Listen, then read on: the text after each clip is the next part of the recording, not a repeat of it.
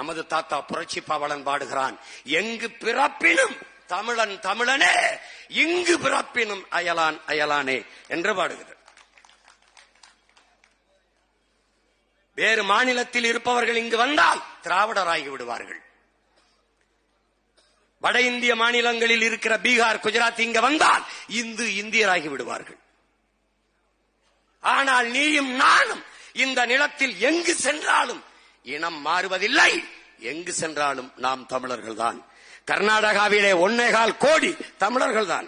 கேரளாவில் 20-30 லட்சம் தமிழர்கள் தான். ஆந்திராவிலே 26-30 லட்சம் பேர் தமிழர்கள் தான். மராட்டியத்திலே 36 லட்சம் பேர் தமிழர்கள் தான்.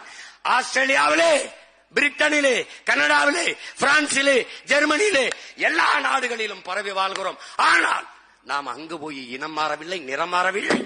எங்கு சென்றாலும் நாங்கள் தமிழர்கள் தான்.